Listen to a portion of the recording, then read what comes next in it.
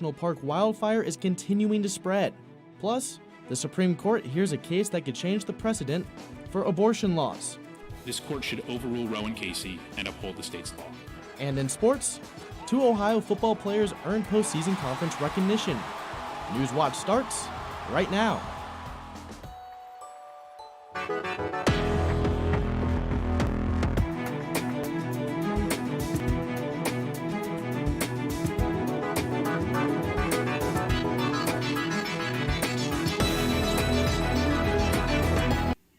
Good evening. Welcome to Newswatch, your source for news impacting southeastern Ohio. I'm Nick Veland. The Endless Wall Trail at the New River Gorge is closed until further notice for safety precautions due to a West Virginia fire. The National Park Service says that crews from multiple states are battling an 80-acre brush fire in the New River Gorge National Park. The fire has been burning since Monday, but as any more reports, firefighters are having a tough time getting through the blaze to fight the fire. It's not easy for fire crews to get through the forest to try and contain the brush fire. It's burning on one of the steepest cliffs in the New River Gorge National Park. Challenging because you'll get burning pieces of wood that'll roll downhill and make it harder to contain because things roll down and past the fire line. So it's a lot more challenging when it's in that kind of terrain. Locals have help that have crossed state lines to fight the fire. We've got National Park Service crews from Shenandoah National Park and from Cuyahoga Valley National Park here, as well as some crews from the National Forest Service. So we've got a pretty good amount of people out on it today. Beery says there's a lot more smoke than flames due to the wet ground conditions, but the isolated location has a silver lining, as there's no damage to any homes and no injuries right now. One of the challenges of battling a fire like this is its location. It's centered between 2 areas that are normally traversed by climbers, the Super Mario Brothers and Cirque climbing areas. There's no word yet on how the fire got started. Its location is close to a popular hiking destination, the Endless Wall Trail.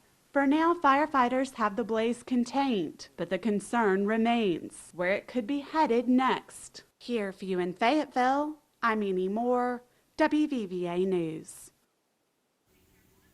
Parkersburg police are investigating the death of a woman whose body was discovered inside a home. WTPA reports police discovered the body after they responded to a welfare check around 5:30 on Monday evening to a home in the 900th block of 13th Street. Her body was taken to a state medical examiner for an autopsy. Identification is pending, but she is believed to be the resident of the house.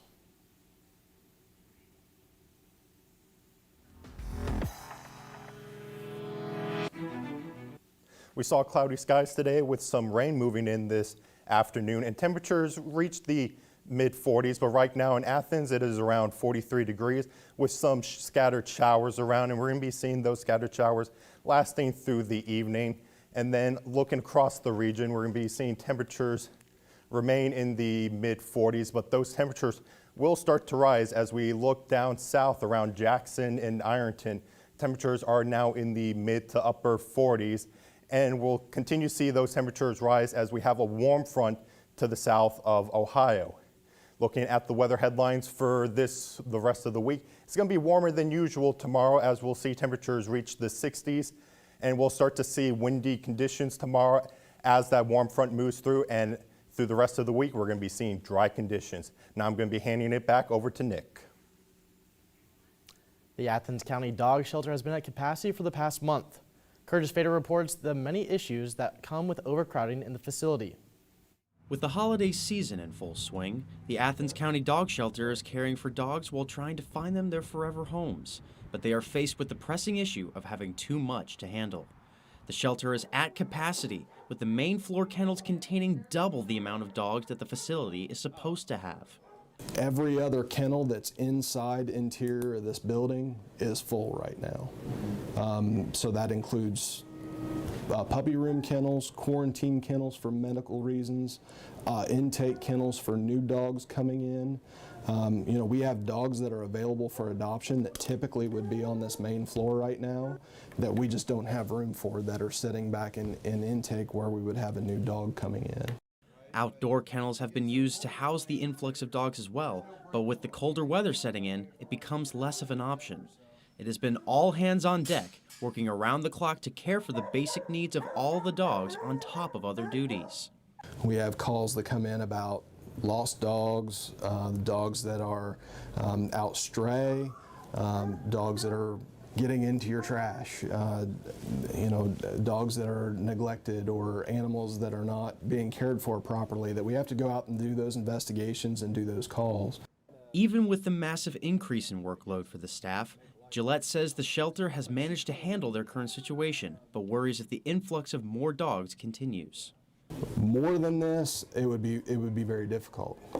I don't know where I would put them. I mean, we currently are full, and we have 10, 12 dogs that are in foster homes that should be here.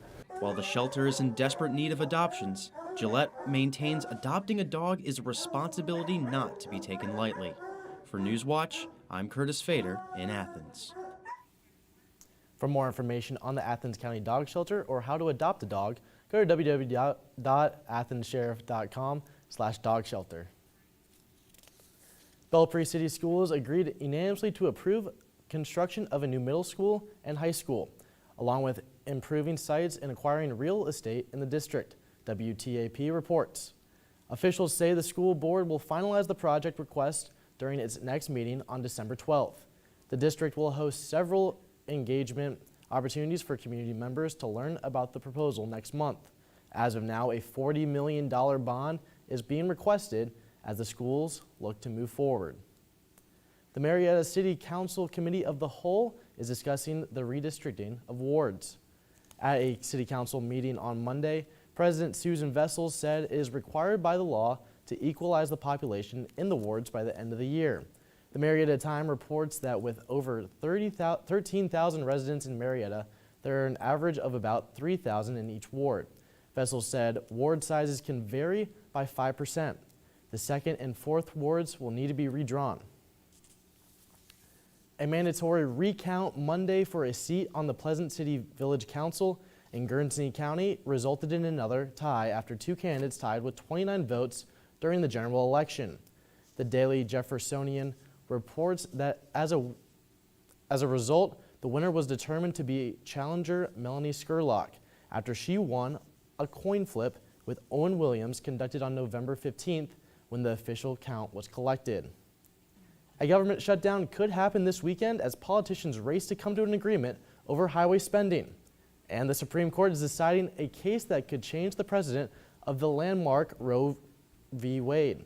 These stories and more when Newswatch returns.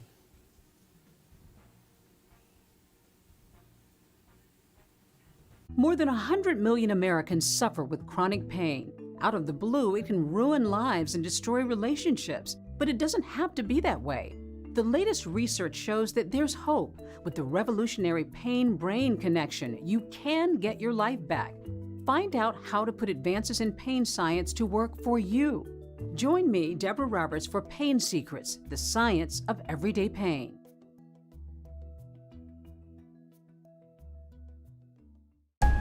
What's going on? The police are at the beach.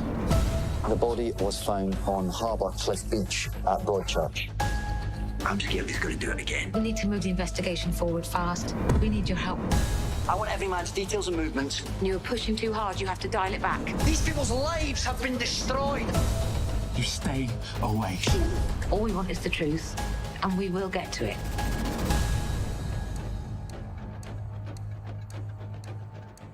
It's the most wonderful time of the year. Hi, this is Marion Ross. Please join me and Gavin MacLeod in A Classic Christmas. Jingle bell, jingle bell, jingle bell rock. Have yourself a merry little Christmas. Come on, it's lovely weather for a sleigh ride together with you.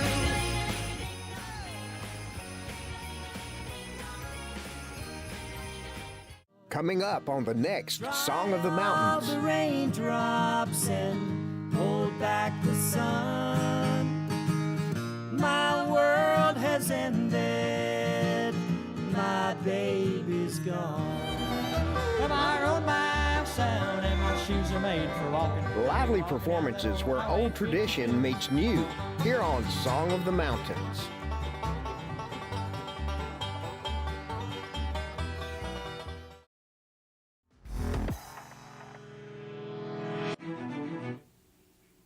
It is widely seen as the most important abortion rights case to reach the Supreme Court in decades. The 9 justices heard arguments from the Mississippi abortion law that bans the procedure after 15 weeks. Karen Kafer reports from Washington. A case around a Mississippi law that bans most abortions after 15 weeks, giving the conservative majority Supreme Court a chance to revisit and perhaps repeal the constitutional right to an abortion established by the 1973 decision in Roe v. Wade and reaffirmed in 1992 in Planned Parenthood v. Casey. Mississippi Solicitor General Scott Stewart making his argument clear. This court should overrule Roe and Casey and uphold the state's law. A federal appeals court blocked the Mississippi law on grounds it violates Roe's precedent legalizing abortion nationwide prior to viability around 23 to 24 weeks. Justice Sonia Sotomayor challenging Stewart on why the court would revoke that right now. 15 justices over 50 years have, or I should say 30 since Casey, have reaffirmed that basic viability line. Justice Clarence Thomas pressed Julie Rickleman, who argued against the law on behalf of the only licensed abortion clinic in Mississippi, on what in the Constitution protects the right to an abortion. Is it privacy? Is it autonomy? What would it be? It's liberty, Your Honor. It's the textual protection in the 14th Amendment that a state can't deprive a person of liberty without due process of law. A decision in the Mississippi case is expected next spring. In Washington, I'm Karen Kafa. Facebook removes restrictions toward Kyle Rittenhouse. The social media giant says users are no longer limited from searching about Rittenhouse or praising his actions. A court acquitted the teenager of all charges he was facing from last August's fatal shooting in Kenosha, Wisconsin. Supporters say Rittenhouse was helping police during a protest. Critics said he wrongly acted like a vigilante. A Facebook spokesman says the platform will still remove posts that applaud the killings that occurred. Rittenhouse himself will also be able to rejoin Facebook if he so chooses. A government shutdown is looming as lawmakers have until midnight to finalize a stopgate measure on highway and transit construction programs, or funding will run out. Congress set the deadline earlier this year when both the House and Senate passed a highway funding bill to extend funding through December 3rd. So far, congressional leaders have not been able to secure a deal, though they are hopeful one will be made by the deadline. Democrats and Republicans disagree over how long a highway funding extension should last. Senate conservatives are also holding up a deal by demanding a vote to defund the vaccine mandate.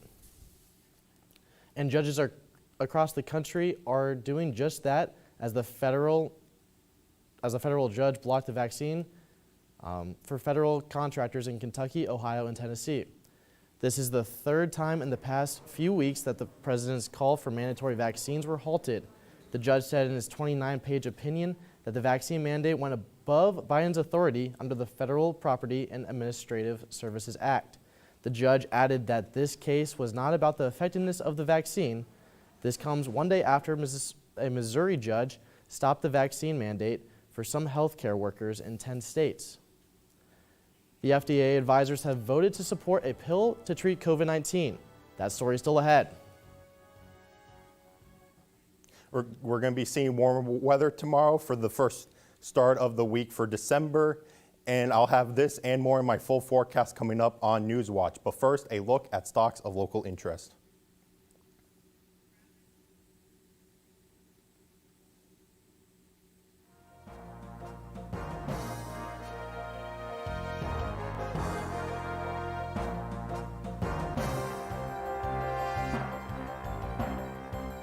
Alan Jackson. This is my story. Precious Memories, live at the Ryman. Are you ours in the blood? 15 timeless songs recorded live at the Mother Church of Country Music. When I die, hallelujah, by and by, I'll fly away. Alan Jackson, Precious Memories, live at the Ryman.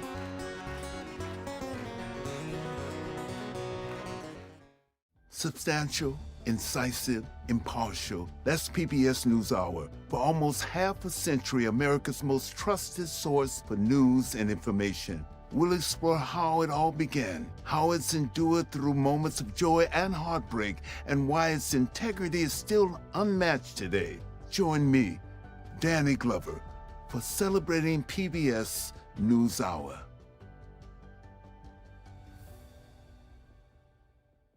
It's the most wonderful time of the year. Hi, this is Marion Ross. Please join me and Gavin MacLeod in A Classic Christmas. Jingle bell, jingle bell, jingle bell rock. Have yourself a merry little Christmas.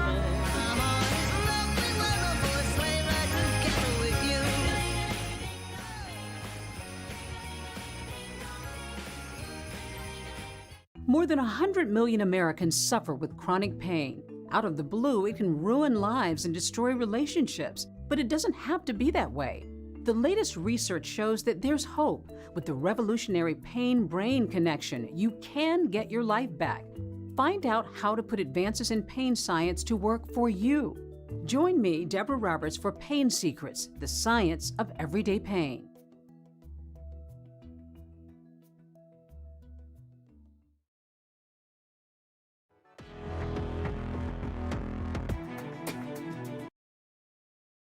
Watch. I'm Henry Groff taking a look at the weather, and right now we do see ample cloud cover as we did see some showers moving. Temperatures were relatively cool with temperatures around the mid 40s, and those showers will continue through the evening and into tonight.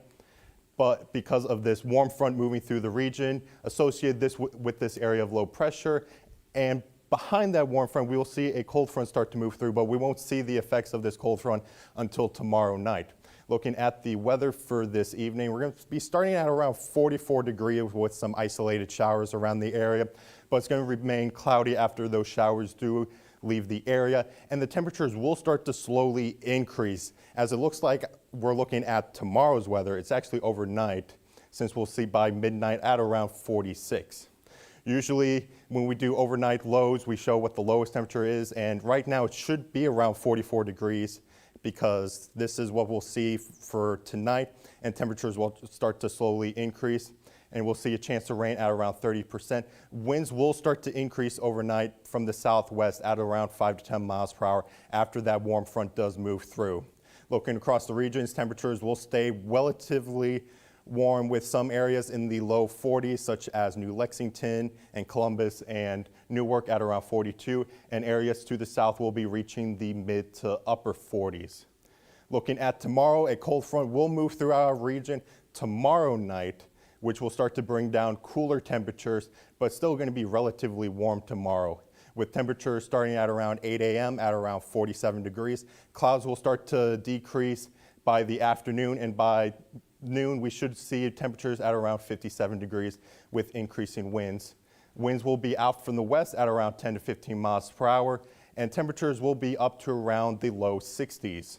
Across the region, temperatures will be relatively warm for the start of December. It does feel like it's going to look like October tomorrow, but it is the first week of December, and it is a little unusual. And we'll start to see temperatures in the north at around the mid 50s. Looking at the week ahead, we're going to be seeing temperatures in the mid 50s to upper 40s by the weekend, and temperatures will start to normalize out to the mid 40s with some rain chances starting on Sunday, and we'll continue to see the rain. We'll continue to see the rain increase through Monday and Wednesday. Yeah, and it's good to see the warmer weather at the start of December. Usually we don't like to see warmer weather at the start of December. It should be cooler, but we'll start to see those cooler temperatures return heading into next week. Thanks, Henry. A major first step forward for the first COVID-19 antiviral pill. FDA advisors narrowly vote to recommend emergency use authorization of Merck's medicine, which is said to lower the risk of severe disease in a person infected with COVID-19. Mandy Gaither has more on the concerns. I voted yes. 13-10. That was the vote from FDA advisors, the majority recommending emergency use authorization for the first antiviral pill to help treat COVID-19. Is a powerful weapon. It's pills that you take for 5 days that dramatically reduces the risk of hospitalization. Merck says molnupiravir can reduce the risk of severe disease or death by about 30%. Right now, the only antiviral authorized has to be infused. What we have here is a pill that people can take and pick up in the pharmacy and take as soon as possible. Some voting committee members believe the pill would be a powerful weapon in the fight against COVID-19, but others worry about potential risks to pregnant women. I don't think I would want to take this drug, not knowing the effects it could have on my unborn child. If authorized, COVID-19 testing will be a critical component in the pill's overall impact on the pandemic, since patients will have to confirm their infections and start taking the pill within 5 days of the start of symptoms for it to work. But experts stress this pill is not a replacement for vaccination. Vaccines are the most important. Please, if you're not vaccinated, get vaccinated. Get your booster. The FDA will now consider the committee's recommendation. The agency doesn't have to follow their advice, but often does. For Health Minute, I'm Mandy Gaither. Pfizer also applied for authorization of its antiviral pill this month. The FDA has not yet set a date for its advisory panel to review that drug. Coming up in sports, Ohio men's basketball hits the road to take on another SEC opponent later this evening. And right after the break, 2 Ohio football players earned Mid-American Conference postseason honors. Find out who they are coming up next on Newswatch. And be sure to stay tuned to WOUB. Here's a look at what's coming up tonight on your public television station.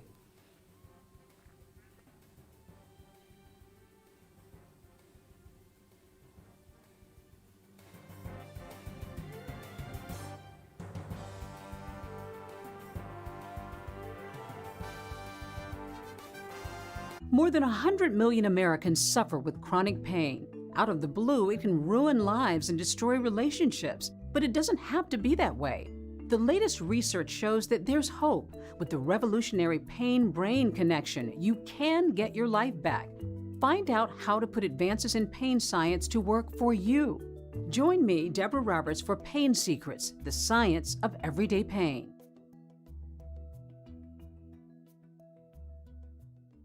It's the most wonderful time of the year. Hi, this is Marion Ross. Please join me and Gavin MacLeod in A Classic Christmas. Jingle bell, jingle bell, jingle bell rock. Have yourself a merry little Christmas. Mama, it's lovely weather for a sleigh ride together with you.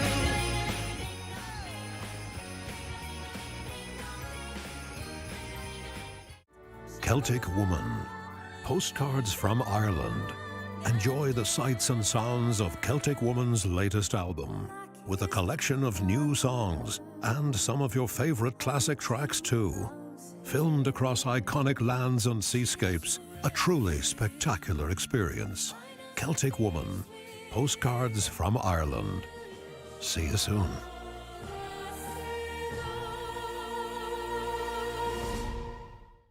Alan Jackson. This is my story. Precious Memories, live at the Ryman. Are you ours in the blood? 15 timeless songs recorded live at the Mother Church of Country Music. When I die, hallelujah, by and by, I'll fly away. Alan Jackson, Precious Memories, live at the Ryman.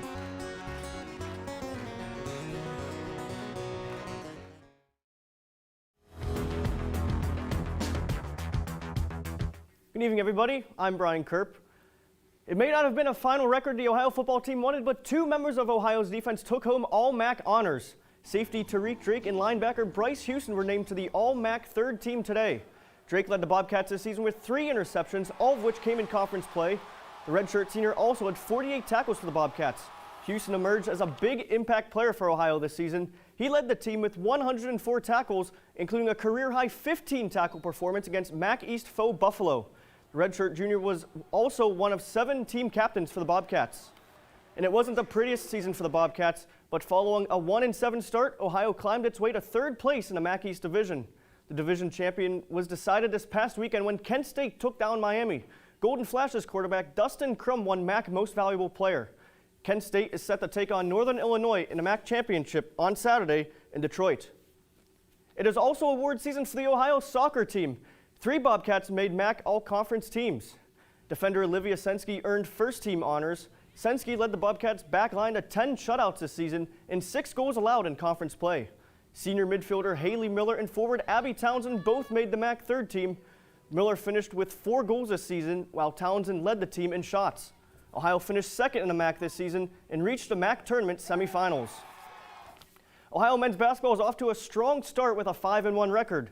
The Bobcats picked up wins over quality non-conference opponents in Cleveland State and Belmont, both of which made the NCAA tournament recently and are favorites to win their respective conferences. Who is the Bobcats' lone loss to? SEC preseason favorite Kentucky. Now the Bobcats go to take on another SEC opponent tonight as they travel to Baton Rouge to take on the LSU Tigers. The Tigers open the season with a 7-0 record, including a 5-0 mark at home. The only common opponent between the Bobcats and Tigers is Belmont. LSU took down the Bruins by 30, while Ohio won by 12. Tip-off is scheduled for 8 o'clock Eastern Time. Now, the Bobcats aren't the only team in Athens County playing good basketball to start the season. The Hawken College men's basketball team is on a roll. The Hawks improved to 8-0 last night with a dominating 102-66 win over Ohio Christian. Hawking's leading scorer this season, Travell Adams, led the way with 22 points and 6 rebounds. James Moore and Chris Peoples also reached double figures in points with 21 and 18 respectively. Now Hawking is at the top of the Ohio Community College Athletic Conference standings. The Hawks are one of 2 undefeated teams remaining. Hawking has 5 non-conference games to play in December before tipping off league play in January. The Hawks are back in action tomorrow night as they play host to Edison State Community College. Tip-off is set for 7:30 p.m. Yeah, Brian, it sounds like those Hawks are heating up. Yeah, I tell you, the Hawks are playing well. Ohio basketball is playing well. And guess what? Southeast Ohio high school basketball is back. It's going to be an exciting winter in Southeast Ohio. Great to hear it. Great work, Brian. Scientists say the world's first living robots can reproduce. These are xenobots. They are less than 1 millimeter wide and formed from the stem cells of the African clawed frog. Scientists unveiled the living robots in 2020 when they noticed they moved, worked together in groups, and self-healed. Now scientists say they can also reproduce. The xenobots use kinetic replication, which has only ever been seen at a molecular level. Here's how it works. A xenobot collects and compresses tiny loose stem cells together. After a few days, they mature into offspring. Scientists say this is still considered very early technology, but it could eventually be used for collecting microplastics in the oceans, inspecting root systems, and regenerating medicine. Now, over to Henry for one last look at weather.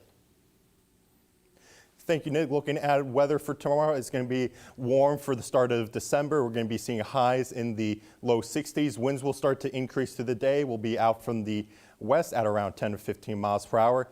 Temperatures will remain warm throughout the region tomorrow. And looking at the 7-day, we will start to see the temperatures start to cool off into the mid-50s by Friday and then the upper 40s by Saturday. Sunday, we'll start to see rain come back in and temperatures will start to rise again just for Sunday. And Monday and Tuesday and Wednesday, temperatures will drop back into the mid-40s with a chance of rain every single day. Temperatures overnight will be in the mid-30s with the upper 20s returning Saturday and into Monday. By Tuesday and Wednesday, temperatures will start to equal out for the average of December. Now I'm going to be handing it back to Nick. Thanks, Henry. And that does it for our broadcast this evening. Thanks for watching. I'm Nick Veland. Stay tuned for PBS NewsHour coming up next. And remember, you can find the latest news anytime at woub.org. Have a great night.